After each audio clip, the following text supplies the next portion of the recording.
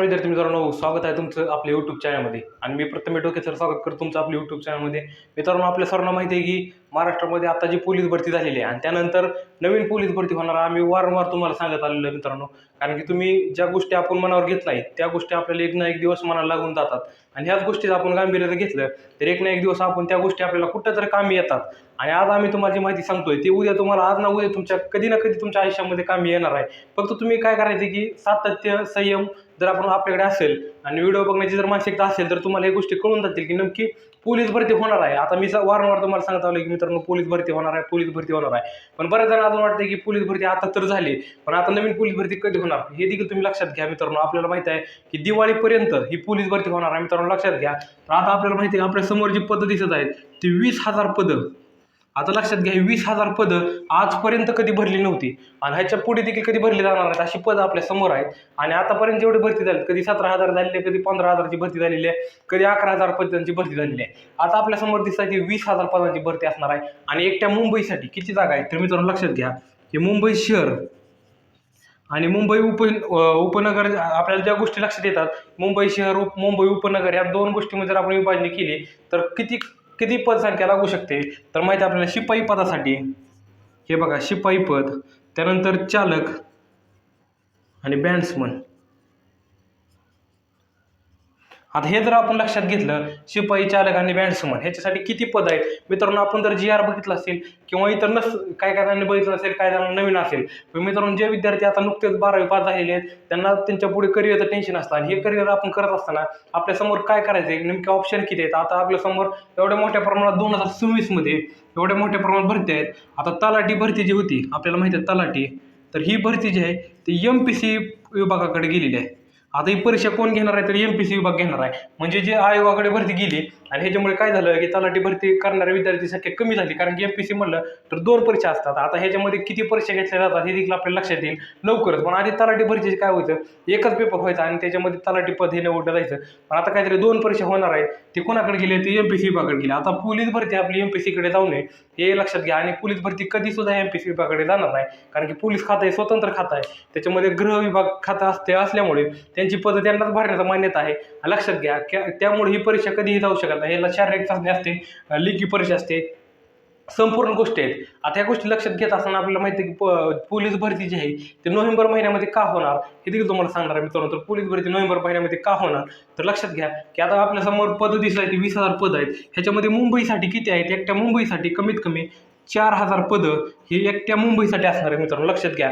आजपर्यंत या मुंबईसाठी एवढी पदं नव्हती, गेल्या बरेच होती. पण काय झालं त्याच्यामध्ये विभाजन काय केलं होतं तर चालकमध्ये होते, बॅट्समनमध्ये होते. पण आता मुंबई शहर आणि शिपाईसाठी फक्त 4,000 पदं असतात. म्हणजे ही 4,000 पदं ही आपल्यासाठी फार मोठी गोष्ट आहे मित्रांनो. या 4,000 पदासाठी कमीत कमी 4 लाख अर्ज येत असतात. आणि या 4 लाख अर्जामधून आपण कधी ना कधी ह्याच्यामध्ये 4,000 पदं मध्ये आपलं एक पद जे आहे ते फिक्स करायचे. आता एक पद फिक्स करत असताना आपल्याला काय करायचे त्या गोष्टी सूत्र लावलं, काळ, काम आणि वेग.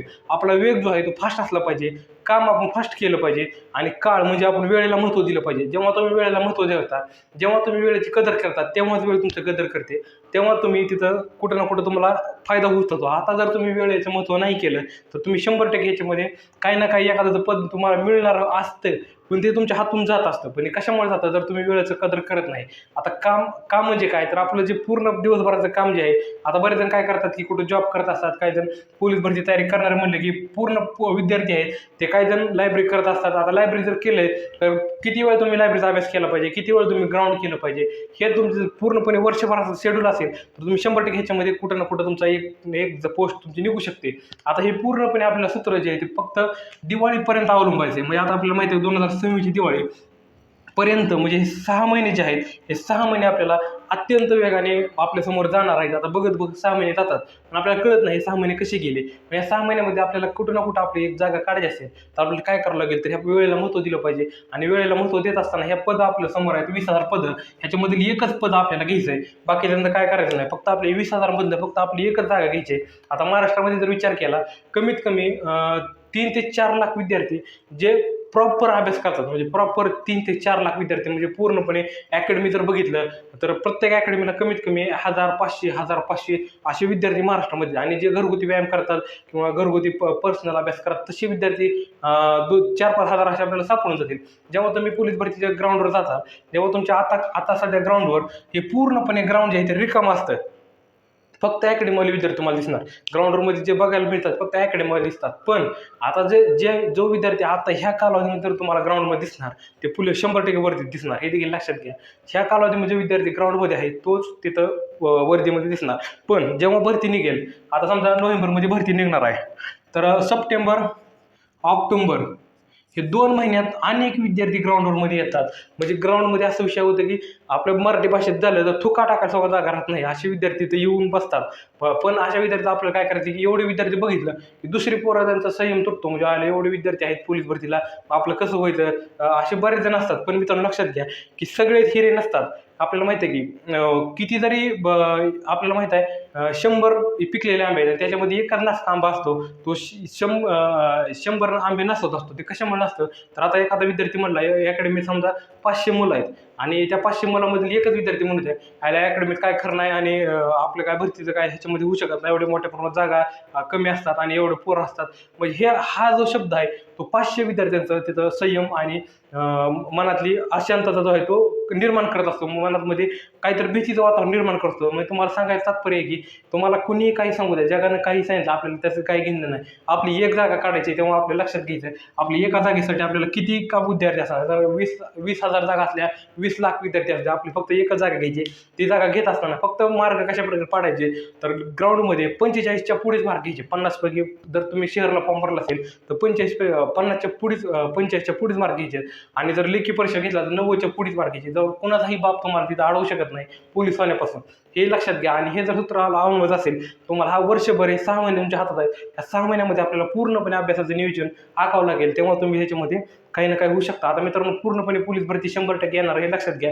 मी तुम्हाला सांगायचं एवढं महाभारत का सांगितलं तरी पोलीस भरती होणार आहे. आणि या पोलीस भरती होत असताना आपल्याला पूर्णपणे यूट्यूबवर आपल्या चॅनलवर पूर्णपणे माहिती येत असते. आणि मी वारंवार आपल्या यूट्यूब चॅनलवर संपूर्ण माहिती टाकत असतो. तर मी काय करतो, मी यूट्यूब चॅनल सबस्क्राईब करून टाका, जेणे तुम्हाला पोलीस भरती संदर्भात आणि स्पर्धा परीक्षा संदर्भात इथले कुठलीही स्पर्धा परीक्षा त्या संदर्भात तुम्हाला पूर्णपणे माहिती जर बघायची असेल तर आज आपल्या यूट्यूब चॅनल सबस्क्राईब करून टाका. धन्यवाद.